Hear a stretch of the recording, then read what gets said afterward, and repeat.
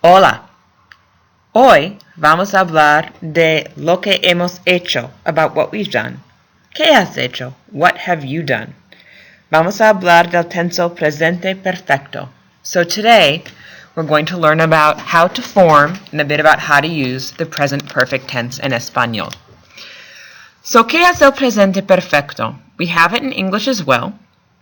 Y se usa para hablar de las cosas que las personas han hecho. We use it to talk about what people have done.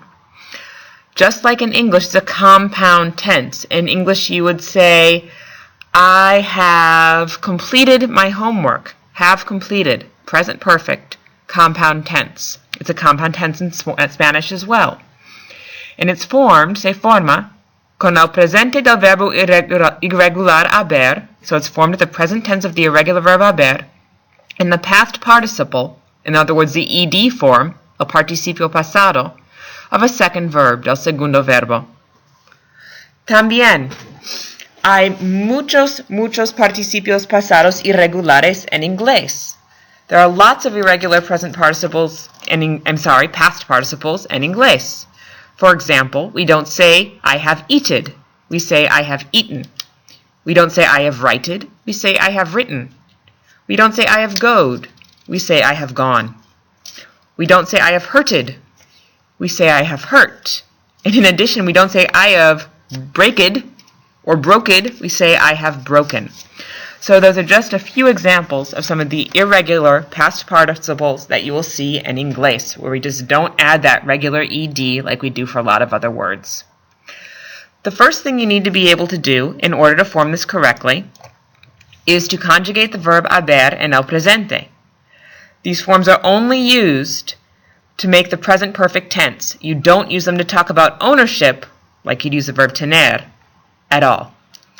So please pause the video for a few seconds and copy down the conjugations of el verbo irregular haber that you will use once again only to form this tense, this special compound tense of the verbs.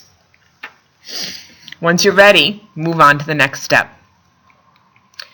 The next thing you need to be able to do is to know how to form regular past participles. Para los verbos AR es muy simple. For regular AR verbs, it's very simple. Quita la AR, get rid of the AR. Añade, add, las letras ADO, A-D-O. So, por ejemplo, to say helped, ayudado. Arrived is llegado. Saved, salvado. Caused, causado, lo siento. Collapsed, colapsado. Make sure that you have these examples down so you know how to form regular past participles of AR verbs. Para los verbos regulares ER o IR van a ser algo similar. Quita la ER o IR, get rid of the ER, IR. Añade, add, las letras IDO, IDO, IDO. So, por ejemplo, injured is herido, occurred, ocurrido, fled. We don't say fleed in English, fled, huido. Gone is ido, and heard, because we don't say heared, we say heard, oído. Some past participles of ER and IR verbs. So, por favor, toma unos minutos, pausen el video, pause the video, all of you, por favor, y traduzcan, translate las oraciones usando el vocabulario que ya saben, the vocab that you know, y el presente perfecto de los verbos. Miren el ejemplo abajo. All of you should need to look at the example below. When you're ready, unpause the video. Claro, hay muchos participios pasados irregulares. There are lots of irregular past participles, and you will need to fill in the chart. I apologize for the placement of the irregular past participle for componer, which you'll see on the right-hand side, it is compuesto. You have here, from decir, dicho. Dicho means said or told. Hacer, hecho. Hecho means made or done. Abrir, abierto, which means opened. Cubrir, cubierto, which means covered. Descubrir, descubierto, which means discovered. Escribir, escrito, which means written. Describir, descrito, which means described. From poner, puesto, which means put. Componer has compuesto, which means, put together. Morir, muerto, which means died. Romper, roto, which means broken. Imprimir, impreso, which means printed. Volver, vuelto, returned.